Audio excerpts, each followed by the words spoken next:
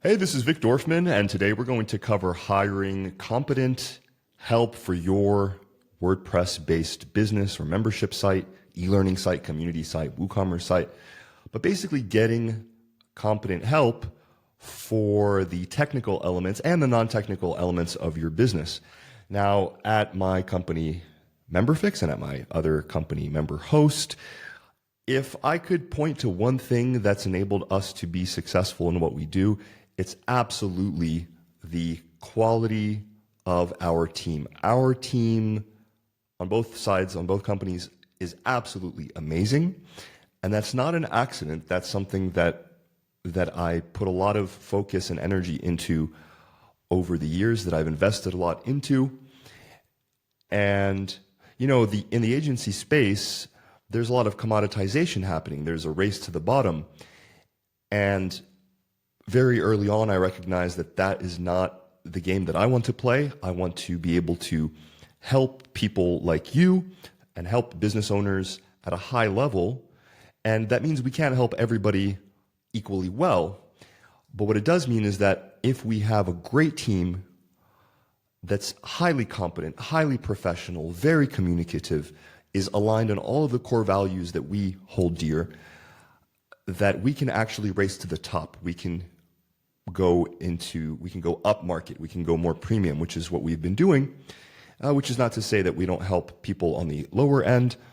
We'll help anybody who sort of aligns with us in all of the appropriate ways, but I would say that that is what allows us to survive and thrive in a commoditizing space, right? We don't want to be Kmart, we want to be Louis Vuitton, even though that's not a great analogy, but I think you understand what I'm saying. So where do you look for help?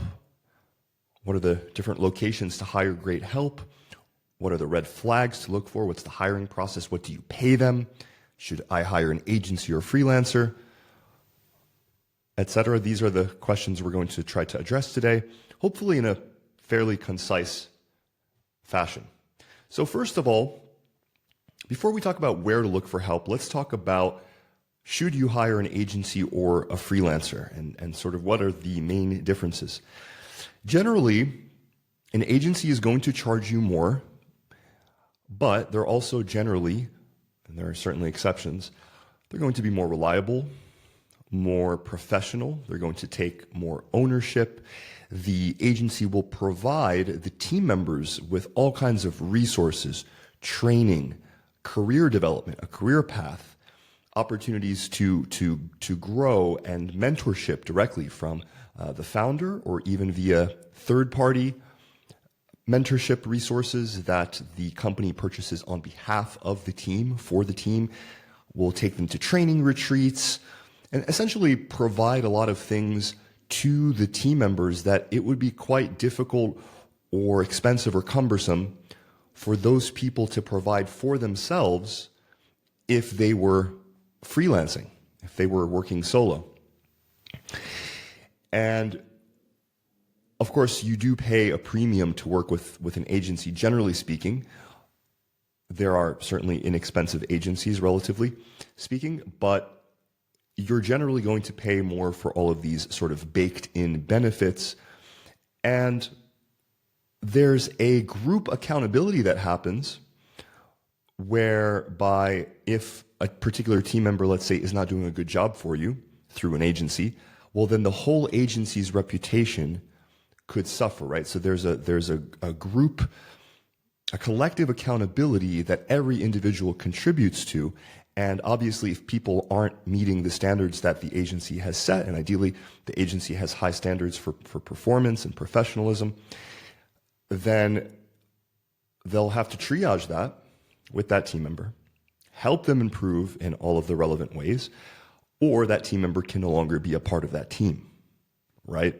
Because they're putting the reputation at risk, or that's really a side effect. What they're doing is they're putting your business, your site, your growth at risk, which is an unacceptable thing to any serious professional, right? So those are all kinds of the benefits of working with an agency. There are more, but we're trying to stay concise here. Whereas a freelancer is generally going to be less expensive. There are certainly expensive freelancers, but they're going to be also less available, right? Because one of the things that a freelancer has to do that the team member doesn't have to do in an agency is they don't have to go out and beat the bushes to get business, right? Because the agency is providing that business. The agency is providing the work. The freelancer gets to focus on their genius zone to code or do the graphic design or whatever they do. And they don't have to worry about going out and building relationships, marketing themselves, bidding on contracts, on Upwork or whatever. They can just focus on doing their thing, which is also a hugely beneficial thing for the team member and also for the end client, you could argue.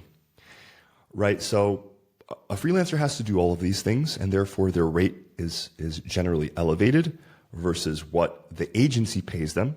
Not to be confused with what you would pay the agency. You'd pay the agency probably more than you would pay the freelancer, but the agency is probably going to pay the freelancer less money than if the freelancer were charging an hourly rate to a client directly.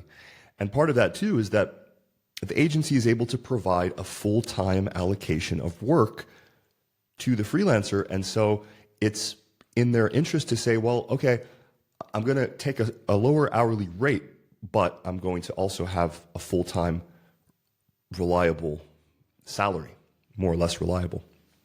There's things like overtime that factor in and so forth. And so I would say in general, if you're starting out and budget is a big concern, budget is always obviously a concern, and these things are relative. But if you're just starting out and you need help here and there, you don't really have a consistent, reliable amount of work to supply to the person that you're collaborating with, then a freelancer certainly makes sense. And in fact, we use freelancers in our work, mostly for internal stuff. For example, for design things, we're not a design agency. We don't try to do design. We don't do design. We'll make some little adjustments to page builders here and there, but we stay within our core focus.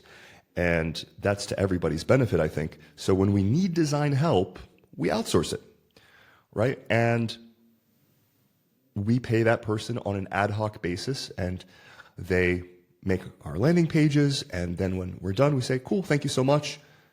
We might have more work for you in the future. Let's be in touch. Cool, done deal. And so it makes sense from the perspective of we don't have to engage this person full time because we don't have a full-time allocation to fill. We just have these bits and bobs here. So obviously, you wouldn't hire somebody full-time if you don't have full-time work for them. And similarly speaking, you would probably not hire an agency to do, little things here and there, because most agencies probably don't even want to engage with you on that basis. They also want consistent work because they have to provide consistent work for their team. And in order to be profitable, they need to have some kind of level of consistency, which is really why many agencies are trying to come to some kind of retainer, monthly or quarterly or annual ongoing agreement where you get some fixed amount of work and you pay some fixed price. Or maybe there's a credit system. There's a lot of ways to skin that cat. But there are certainly agencies that do hourly work. We do hourly work, but we charge $150 per hour rate as our base rate. So that's obviously pretty expensive, but again, that's relative. For somebody just starting out building their first membership site, maybe they're financing the whole thing from their savings, that's going to sound really expensive. But for a B2B client, a multi-million-dollar company that has legacy tech from 1999 that's just totally horrible and doesn't do anything that they want it to do, and they're trying to transition to WordPress, for them, something like WooCommerce or a membership plugin can completely revolutionize their business. So keep in mind that none of these things are absolute. All of these things are relative to budget, to situation, to industry, to expectations within the particular context of that situation, right? And one thing I'll say about working with a freelancer is it's good to think of them as a team member and treat them accordingly, right? So even if this person's kind of an ad hoc person who just does, random hourly work here and there, you want to build a relationship with them, right? If they're good, if they're good at what they do, if they're professionals, if they're kind and friendly and they provide as much value as they can and they really bust their butt to do a great job, you want to build a relationship with that person. And what that means is you pay them more. We'll talk about payment a little bit later. You try to give them more work. You try to give them more allocation. You refer them to other people. And you just essentially treat them well because they treat you well. They take good care of you. And so there's a quid pro quo that happens there, that if somebody comes in and they're a gem, they're just a rock star, you should do everything in your power to build and nurture that relationship, because those people are uncommon. And you want to have as many of those people within your network and available to collaborate with and teamwork with as possible. And that goes a long way, because I think many people feel, and even some of the freelancers themselves feel, that they are cogs in an assembly line, and people treat them as such. They say, here's this really, really specific job. It's incredibly boring. It's just a step-by-step checklist, and I just need you to do this repetitively for 100 hours a month.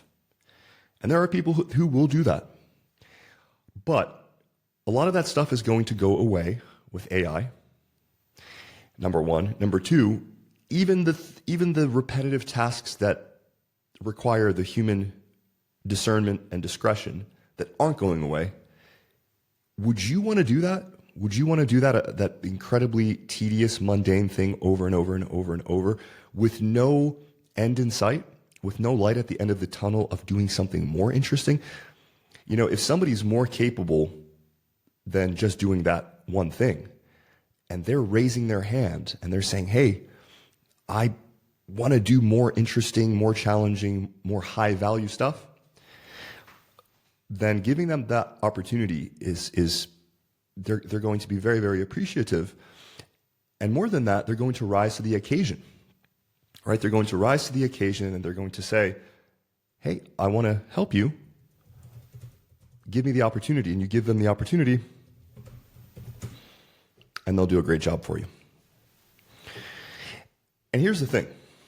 The A players out there, the real rock stars that you want to work with, they want challenge and growth more, at least equal to, if not more than, the money. Because the A players will get the money, and everybody's got sort of their number that they have in their mind to where they're set, and that number is obviously a moving target. But more than just being paid well, what they really want is they want challenge, interest, mental stimulation, mental exaltation, and growth, right? Because that is really, the money is obviously a huge factor. You have to pay your bills. You have to take care of yourself and your family. And the more money you earn, as long as you don't have to sell your soul for it, the better, really, right? Like, more money is better. But once you reach a certain amount of a certain payment, and this is relative to the individual, it's relative to the country where they live and their expectations and their life goals. But once you reach a certain amount of money, then, and you're covering all of your basic life things, you really kind of don't think as much about the money, right? It's a weird switch that happens where you're just like, oh, I'm good, I'm set, I'm paying all my bills, I'm saving up money, everything's going good on the money front. Gosh, my job is boring. That's the hierarchy of needs is, it's a hierarchy, right? So you start with the basics, you cover the basics. Once the basics are taken care of, you start thinking about self-actualization. You start thinking about helping others. You start thinking about all these things beyond the previous step of the hierarchy.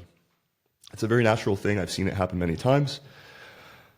And if you have a good team member, if you have a great team member, an A player, you want to give them those opportunities. It's in your best interest to do so because they will be incredibly appreciative, incredibly loyal, and they will bust their butts to grow your business in the best possible way, right? So everybody wins. Where should you look for help? Where do you find these freelancers or these agencies? Where do you find your A players? Maybe you don't need an A player. Maybe you just need somebody to help you with this and that. So as far as marketplaces go, Upwork is indisputably the largest freelance marketplace in the world. It's not even close how much bigger and more dense it is compared to other ones. And Upwork's great. I've spent, I don't know, north of $150,000 on Upwork probably. When I started out as a freelancer myself, I was a freelancer on Upwork as well. And so I have a soft spot in my heart for Upwork. It's great. You've also got jobrack.eu, which is specific to Eastern European team members. I'll touch on sort of the different nationalities, the different country differences of different freelancers. And the other place I'd look is in the qualified contractor or certified expert listings of the various technologies that you work with. For example, if you work with LearnDash, you may or may not know that LearnDash has certified experts. We are LearnDash certified experts. MemberFix is a LearnDash certified expert. If you use the MemberPress membership plugin, they may have their own qualified contractors or experts. We are also MemberPress qualified experts. And there's also Codable. Codable is a great sort of managed marketplace. They essentially pair you with high quality coders that they train. It's kind of an agency model meets a marketplace model. You could look at them sort of as headhunters of a kind, or matchmakers. And a lot of people really like Codable. Codable is going to be generally more expensive, but the quality of the developers is going to be higher. And so those are kind of the main places I would look. I would look at Upwork, JobRack, Codable, and then look at the qualified contractors, certified experts, listings of the various technologies that you work with. Most of them, at least in the WordPress world, most of the different plugins have something like that. Even WooCommerce has their own marketplace and their own partner agencies that you can scroll through, and you can kind of send out inquiries to the different agencies, see which ones align with your values, and so forth.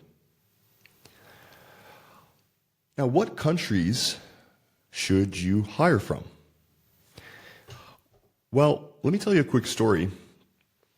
Many years ago, when I first tried to grow MemberFix from me doing everything myself, me being MemberFix by myself, doing all the work and the marketing and the sales and everything alone as essentially a independent contractor, and I decided I want to make it into a proper company, I knew I'd need team members. So I did, I think, what many people would do in that case, and I went on Upwork and I started hiring the sort of cheapest people that I could find. I started hiring people from India, Bangladesh, the Philippines, and I believe I made 2 or 3 attempts to grow my team in this manner, and it was an utter failure every time.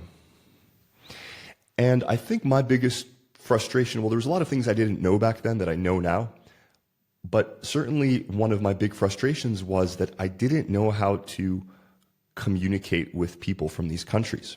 You know, different countries have different work cultures, and drastically different. In fact, you know, I've been living in Asia for over a decade, and the way that people relate to striving and to work and to communication is not something that a lot of Westerners, I think, understand. I think they expect people to have the same relationship to work and the same types of values, professionally speaking, to leave the broader culture at the door when you walk into the office, but that is absolutely not the case.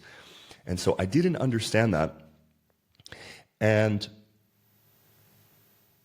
where I finally succeeded is in hiring in Eastern Europe and in the Balkans. And I think part of that comes to the fact that I myself am Ukrainian by birth, although I was raised in the US and I've been living abroad for 14, 15 years. But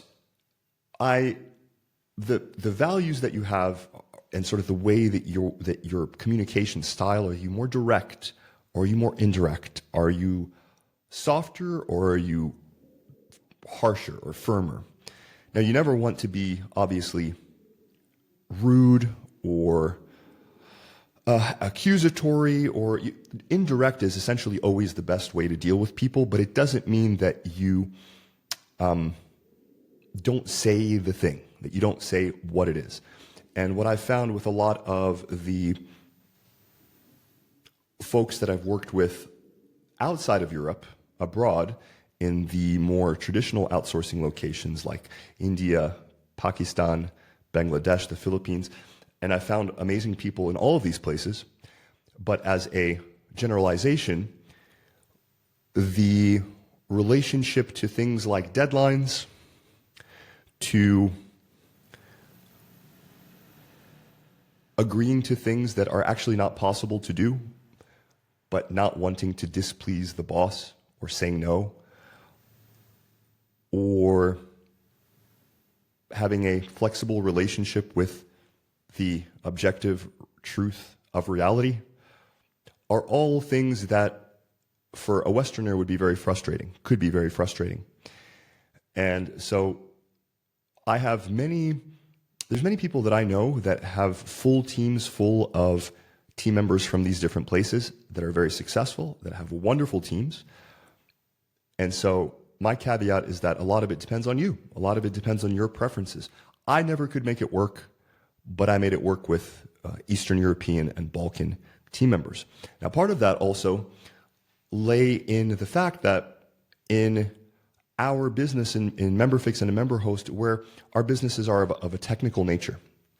And in general, the Eastern European and the Balkan countries have highly technically inclined people, right? They go to technical colleges, they do a lot of coding, they're very technically oriented, engineering, math, science.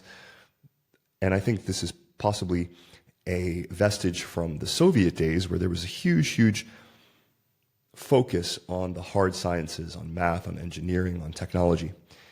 And certainly our guys are very, very competent from a technical perspective, but they're also straight shooters in the sense that you can be very direct with, say, a Ukrainian guy, and he's not going to take offense if you're not rude. I mean direct, I don't mean rude, but if you're direct and you say, hey, we did X, Y, and Z, and this was wrong, let's fix it. They're not going to get upset. They're not going to feel like they lost face. They're just going to say, yes, of course, that's wrong. Yes, I will fix. Of course, I will fix. And now the beautiful thing is that the English level in these countries has actually gone up pretty substantially. It's pretty high.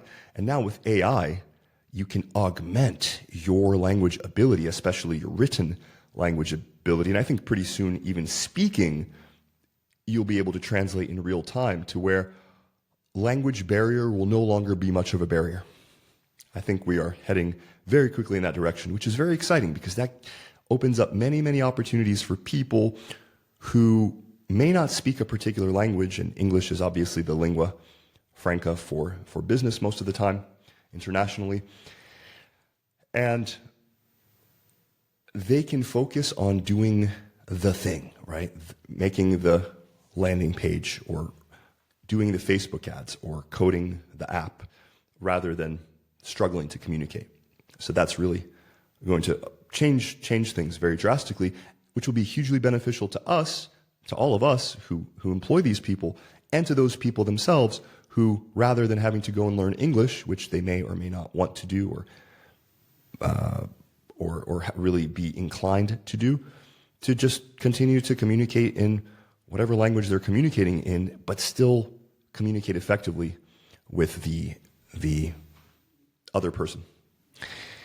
Okay, so long story short, I think for technical team members, Eastern Europe is the place to go, and the Balkans. So we're talking about countries like Ukraine, Romania, Serbia, Bosnia, Macedonia, etc.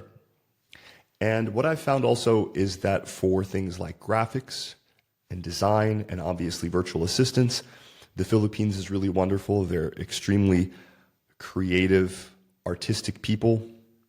I have Filipino family. They're absolutely lovely people. But again, you have to sort of take into account the cultural differences and be far more indirect. And if you have really hardcore Western style, squeaky clean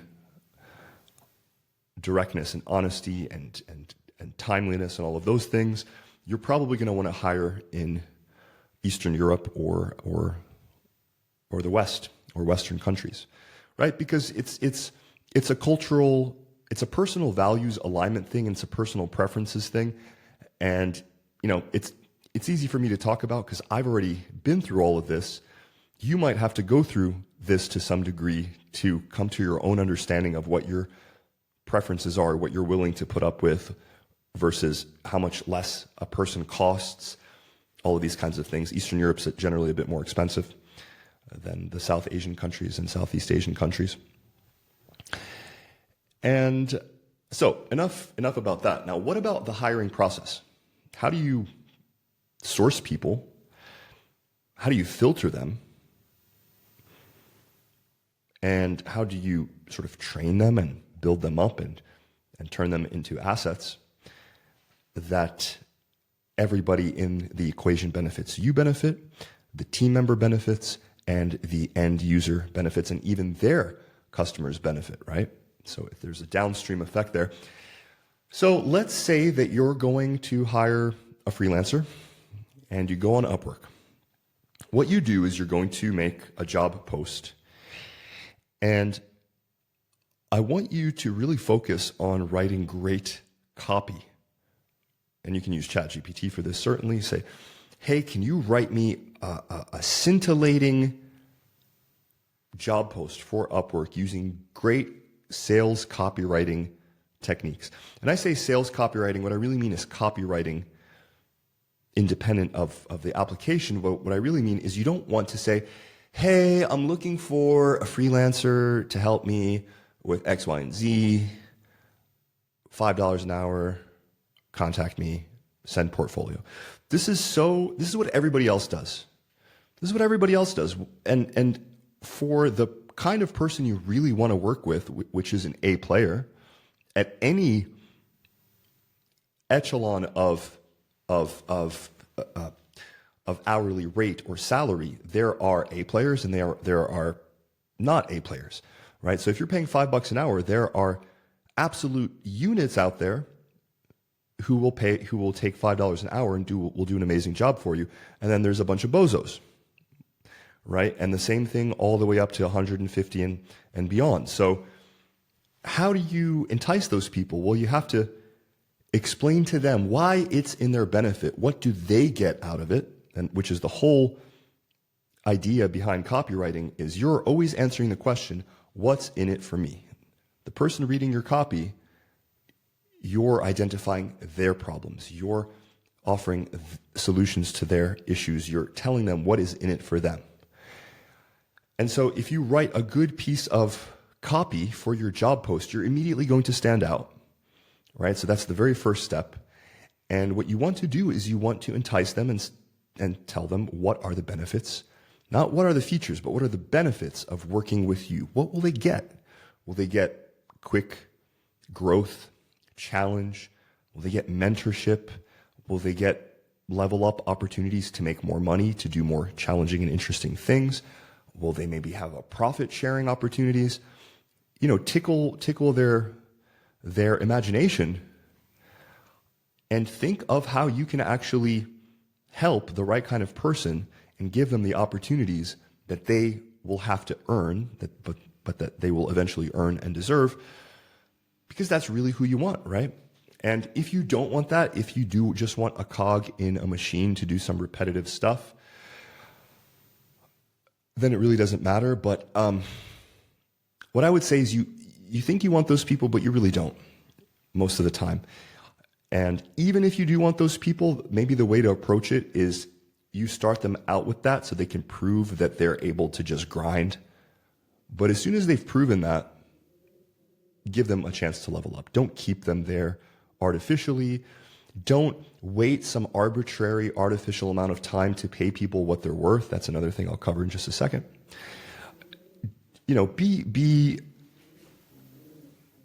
Put yourself in their shoes and realize that the degree to which you take care of this person is the degree to which they're going to take care of you and be loyal to you. And what I mean by loyal is that they'll want to continue working with you because you're great to work with, right? That's what I mean by loyal. I don't mean a blind loyalty. It's never going to be blind, right? It's always going to be a deserved loyalty. And so you make your job post. And now what you don't do is you don't just sit around waiting for people to reply to your job post and to apply to your job. And of course, people will apply to your job, but what you really want to do is you want to actually go and proactively search the freelancers. And you can narrow it down by country. You could narrow it down by hourly rate and skill set. I have a whole post about this actually on MemberFix. It's at MemberFix.rocks/hiring-Eastern-Europe. MemberFix.rocks/hiring-Eastern-Europe. It's called How We Hire Rockstar Team Members in Eastern Europe. It's actually from 2017, but it's still quite relevant today. There's a few updates that I'd make, I think, but by and large, the conceptual framework is the same as what I'm going over right now. So yeah, you go out and you literally scour through these listings of these dozens and dozens of freelancers, and you look at people's profiles. You look at what they wrote. Check if they're associated with an agency. A lot of these profiles are actually not freelancers per se, but they're part of an agency, which I generally tend to filter out because I want people on my team. I don't want to hire people on somebody else's team. Now that's because I have my own agency, right? And it doesn't mean that I won't hire an agency for other types of work. But if it's somebody I'm looking to bring on full time and the task isn't something that would require an agency's context and sort of mix of different expertise, of different people team working, then I generally want that person in my culture. I don't want them part of somebody else's culture and they're renting that person's time to me. I want them part of our thing. I want them to be being paid directly by us. I want them aligned with how we do things. And so, that's one of my personal criteria, but that may or may not matter to you. And so then you reach out to these people and you find these profiles that look really good. And you say, man, this guy or this girl looks like an absolute legend. They have amazing reviews. They're reasonably priced. They seem growth oriented. Let me reach out. And there's a feature in Upwork that allows you to invite them to your job posting. So that's what you do. And you may be surprised that a lot of people will actually turn it down because, hey, guess what? A players have options. And that's the thing to realize, that as much as you're doing this person a service by providing them an opportunity, they're doing you a service by providing you an opportunity to work with someone who really is a valuable team member, right? So it cuts both ways. And as you go through and you invite people to your job posting, people are going to reply and people are going to apply. And what you do then is you invite them to short screening calls. And actually, this is a little bit of an annoying thing of Upwork, that they want you to do the calls within the Upwork online app. They don't want you to go to your own Zoom app. You have to, it's still Zoom, but you have to go through their link. So they want you to do everything within their platform, which fair enough. They don't want people going off the platform and sort of poaching people off the platform because they want to make their cut too, right? That's how they make money. That's how Upwork makes money. So fair enough, right? But if you use a scheduler like Calendly, which is what I use, you can just book 15-minute increments, 15-minute time slots, send that link to all of these candidates and say, hey, book a quick chat with me. And ideally what you want to do is you want to fill up, 3 or 4 days just back to back with a couple of dozen candidates. And when you get really good at this, you won't even have to do that many because you'll be able to see red flags without even talking to these people. But in this case, we do actually need to talk with some of the better looking candidates. So we get these people on a call, and the way that we approach this call is very specific. This is kind of a strange analogy, but the way I look at it is if you're a really, really attractive woman, you're generally going to come at the world with a disqualification paradigm, meaning that as a very attractive woman, a lot of men are going to approach you and make a play.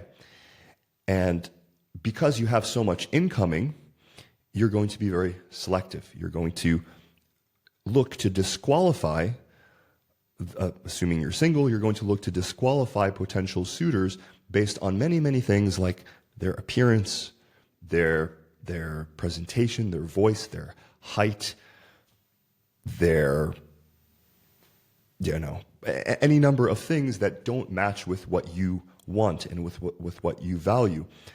And the reason that this is a relevant analogy is because we want to be, in this scenario, we want to be sort of the very attractive woman. We have all these people that we're speaking to, but we can only really be with one, right? And so we want to be picky, right? So, and how do you be picky in this scenario? Well, you disqualify people based on red flags. So what are some red flags? Being late to the call. I mean, come on, dude. Like, you have an opportunity to work with somebody and the very, very first impression you make is to be late to a call.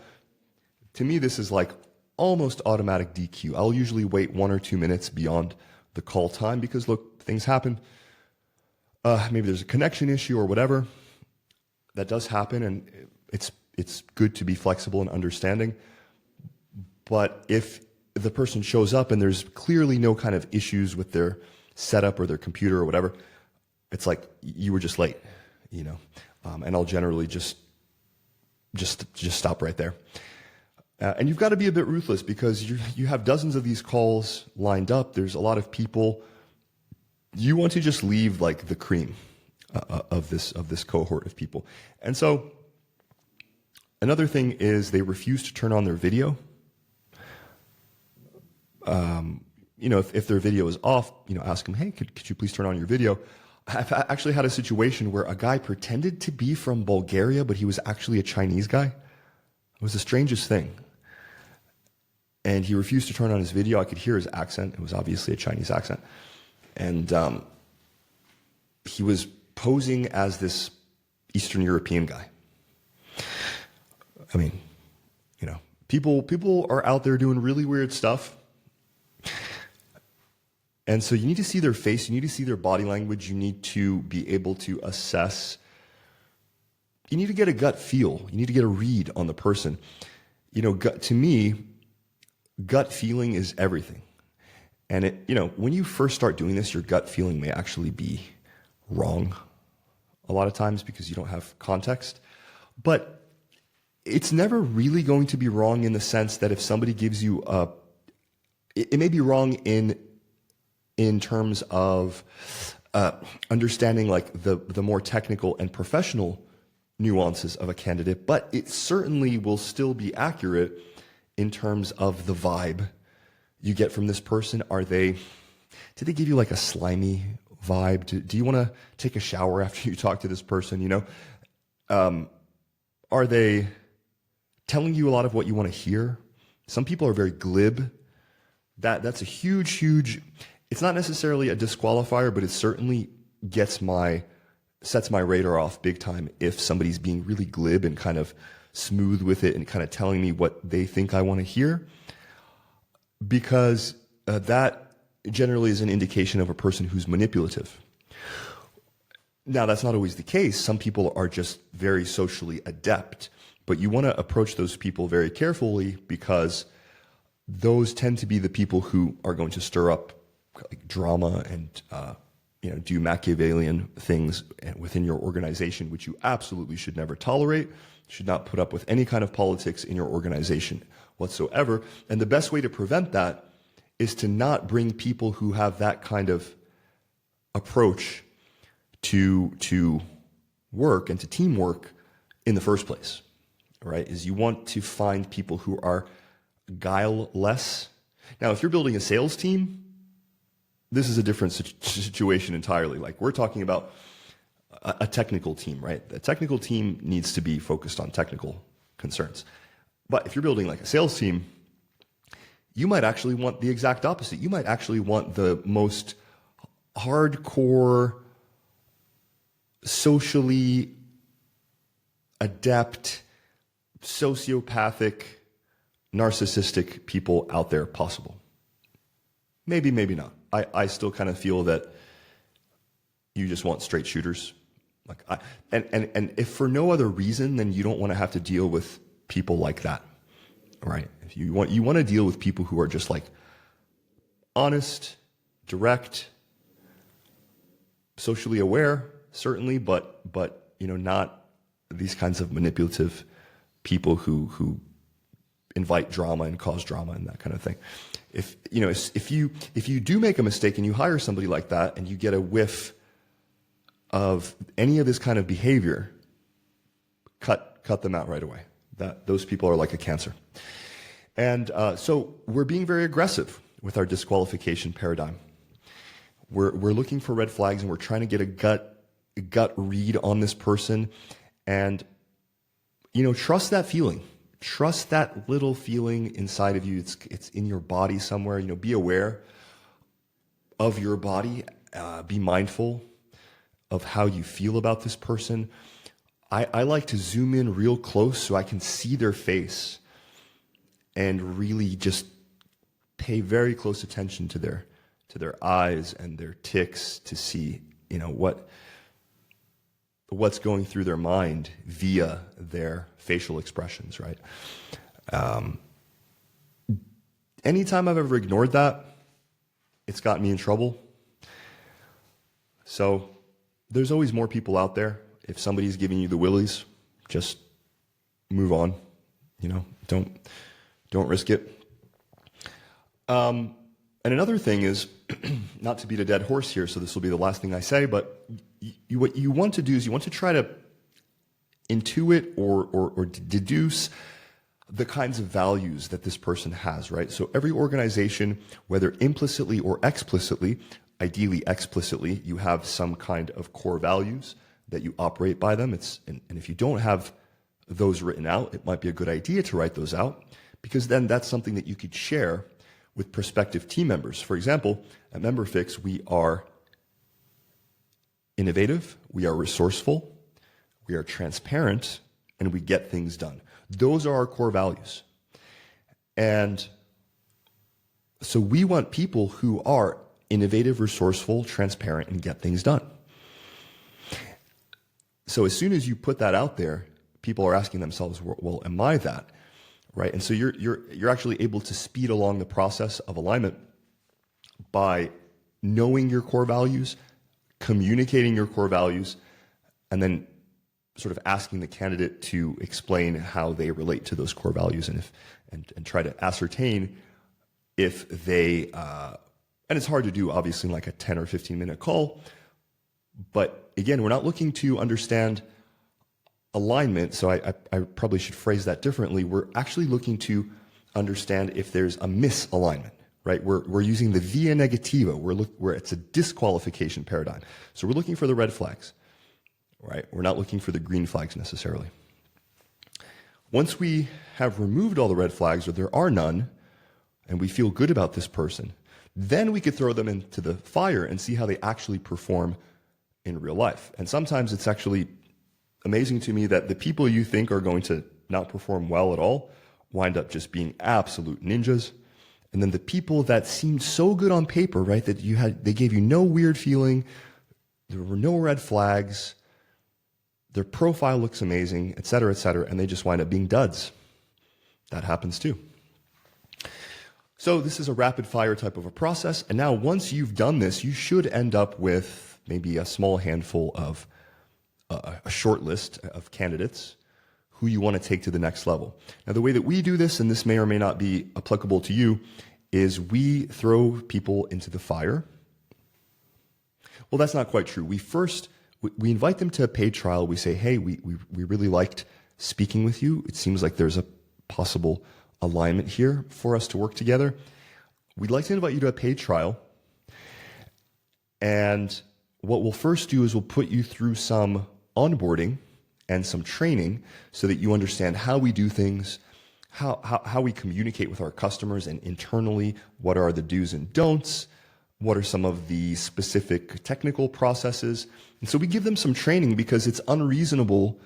It would be absolutely unreasonable to expect somebody to just know in advance all of the things that you expect of them, much less the actual specific processes that you employ in your business. So, you've got to give people enough training and enough preparation to see how they perform, right? We're not trying to throw them in and expect them to figure out a bunch of stuff. No, we're giving them the understanding so that they don't have to figure it out. We're saying, hey, this is the way we do things. Here's everything you need to know. Here's all our different apps. Here's videos. Here's documents. Take, 5 hours or 6 hours. We'll pay for your time to go through this. We'll have a call with every one of our team members to meet these folks to see, do you like these people? Do you want to work with them? And vice versa. This is very important for culture and for camaraderie. If you have a team of more than just yourself. But even if it's just yourself, you want to start building that nucleus of culture and camaraderie, because eventually, if things go well, you may have multiple team members. You may have a full-time team member and several contractors. You still want them to feel like they're a part of the team. And once you have put people through this onboarding process, then little by little, you start giving them real work for real customers. Or if your work is primarily internal, fine, you start giving them real work. But basically, we want to see, we filter this person. They look really good on paper. They look good when we spoke to them in person on a Zoom call. We've onboarded them so that they have no excuse not to know how we do things. And so that just leaves their performance and their adaptability.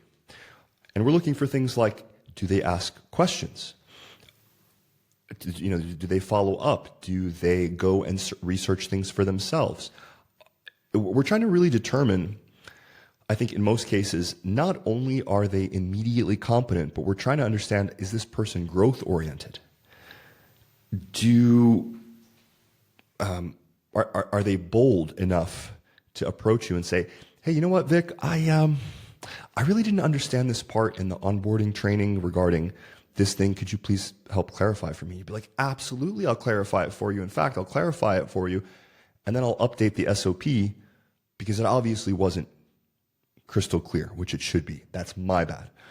So, and that's another thing you're looking for, is you're looking for somebody who's going to take extreme ownership. And that's not an easy thing to find, frankly. It's not an easy thing to do yourself. Taking extreme ownership is an extreme habit that we're not really in the habit of doing, I think, as people. That's something that generally you develop in your character as a professional and also a personal development necessity, but I digress.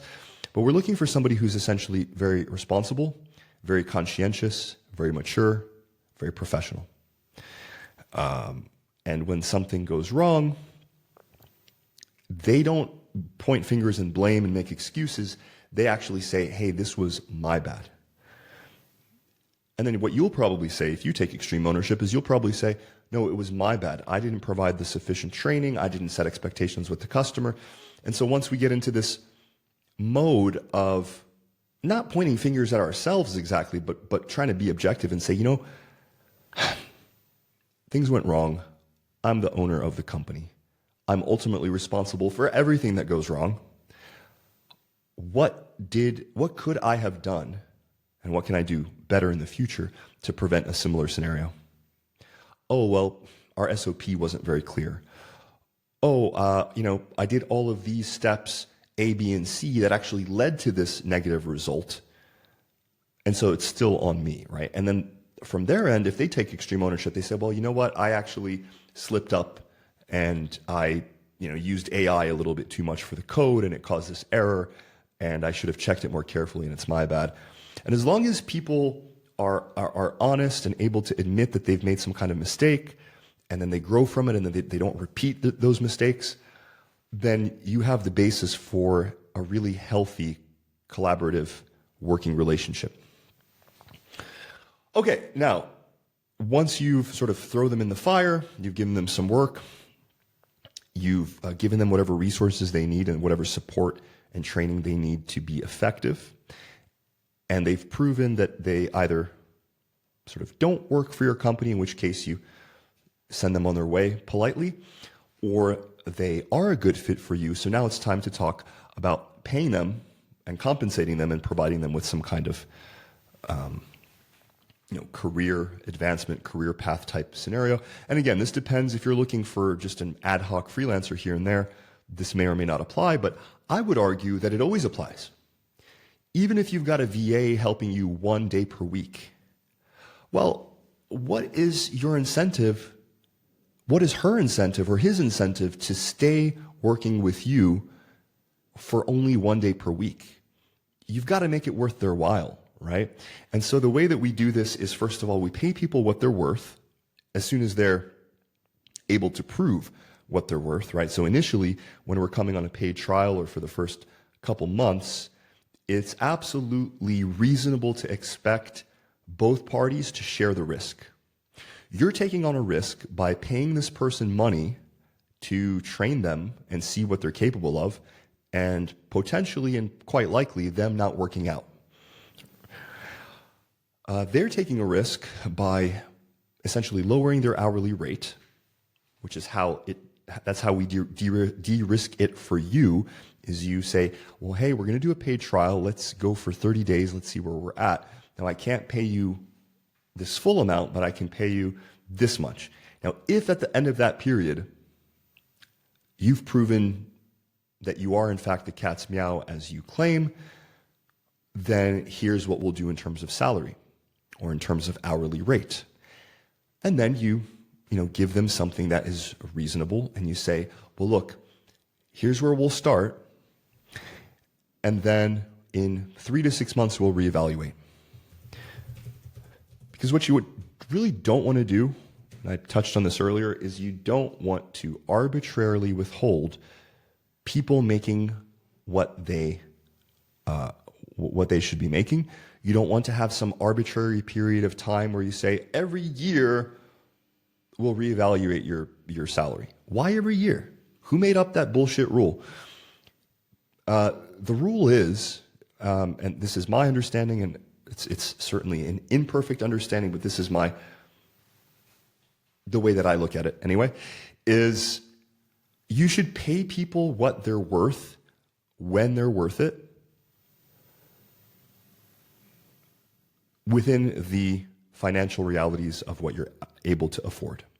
And be very transparent in your communication with people about those things. Here's what you don't do, is you don't tell people, well, $600 a month is a lot in Ukraine. Don't ever say that kind of thing, because it's insulting. And it's not insulting because it's not true. It's not insulting because it's not true. It's insulting because it's not relevant where somebody is from. We're not hiring people to pay them a wage that's, I mean, of course, that is part of the deal, is that you hire somebody in the US, they're going to be more expensive than somebody in Romania or the Philippines or India or whatever.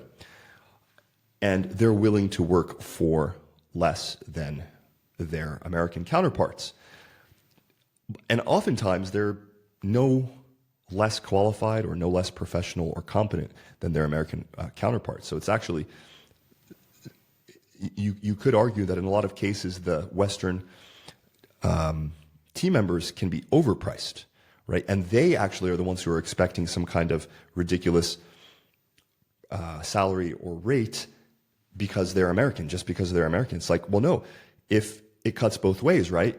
You're worth whatever you're worth, regardless of where you geographically exist. And so therefore, we want to pay people what they're worth to us, what we can afford and what they're worth to us. Now, if it's up to them whether or not they accept that, and it's up to you whether or not, you know, that sort of value proposition makes sense. But the long story short here is that we want to treat these people really well because they are the ones who are building and supporting your business. And again, I say this, I think I can say this pretty confidently, being in a space where everyone's racing to the bottom and labor is very commoditized. How are we able to charge pretty much more than most of our competitors, work with a better quality of customer, have an absolutely brilliant culture with no politics or drama of any kind, really? I mean, people are people and they have tiffs and little disagreements, but we don't have any kind of, we have just such a great working environment. And that's because, that's all very intentional, and that's all because of the pruning we've done and how much time we've spent investing in our guys, investing in our team, trying to pay them as much as we can, as quickly as we can, bring them up to like a market, fair market value, fair market rate. But again, more than that, more than the money, which is great, is providing our guys with great opportunities. An example of that is I've started several additional companies where I brought in guys, or I gave guys from our team the opportunity to co-found those companies with me. In fact, that's how MemberHost, which is our sister company, our hosting company for heavy WordPress sites, was born. It was myself, our operations manager, Kosti, our head of technical sales, Risto, and then another guy, Denny. And that's how we formed MemberHost. And so these guys got an opportunity to actually own something and have a career path with disproportionate upside that wasn't just salary, right? Because salary, eventually one day, if all you offer is a good salary, somebody's going to offer a better salary. So right, that can't be the only value proposition. Again, so coming back to like the dating analogy, if all you offer as a guy to a woman is the fact that you bring a lot of money to the table, that's not going to cut it. All right, that's not the only valuable thing about a human being. That's how much they earn. That's not the only thing valuable to an A player team member is the money. They can get the money anywhere. They're A players. They can go and get. In fact, one of our team members, who was our lead developer, this is an interesting point, case in point. He was our lead developer, really brilliant guy. He left MemberFix after working with us for, I think, 5 years, really helped us build it to a good level.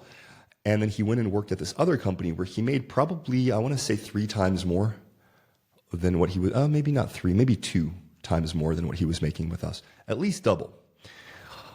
But last time I spoke to him, he was just highlighting the fact that, wow, you know, Vic, now that I've gone and worked at this other company, even though I'm making all this money and it's great, it's not really the same as working at MemberFix. Like working with you, working with the MemberFix team, we were on a mission. There was a culture, there was a camaraderie, there was a level of growth and challenge. And he's getting growth and challenge at this other company, of course, but there was something special in working at our company. And that's really what you want to cultivate. And even if you're just running a membership site, or if you have a very lean business that, you know, an agency is obviously like a very complex type of business, but if you have a much leaner, much simpler business model, you're still going to need team members. You still need to create a culture. You still need core values. You still need to hire the best people that you can get and afford and try to keep them and give them opportunities for growth, advancement financially and otherwise, opportunities for some kind of ownership, profit sharing. Then this is the last thing I'll say for this whole topic, and this is coming back to the concept of extreme ownership. How do you get people to take extreme ownership? You can't force them to take extreme ownership. You give them ownership. You give them responsibility. And if they are A players, they're going to rise to the occasion, and they're going to take that responsibility as a vote of confidence that, wow, he doesn't just look at me, or she doesn't just look at me as an employee. They're treating me like I'm a real serious, vital part of the company, because they gave me this really huge responsibility that if I mess it up, it's going to be a big deal. I better not mess it up. And it excites the right kinds of people. And that is the kind of thing that you should think about, right? It's really building a team, having a mission, having values. No matter what type of business you're in, that is going to hold you in good stead as you progress through your business journey and grow your business. So we covered a lot of topics here, obviously. If you have any questions or comments, please reach out. We'll have a chat. I'm always happy to help. I love talking about this stuff. I love helping the people in our space and in the broader community, in the broader WordPress community. It gives me a lot of pleasure. So I hope you got some value out of this. I hope you learned something useful. We've done a lot of hiring, and these are some of the lessons that we've learned. So hopefully they will be of use to you as well.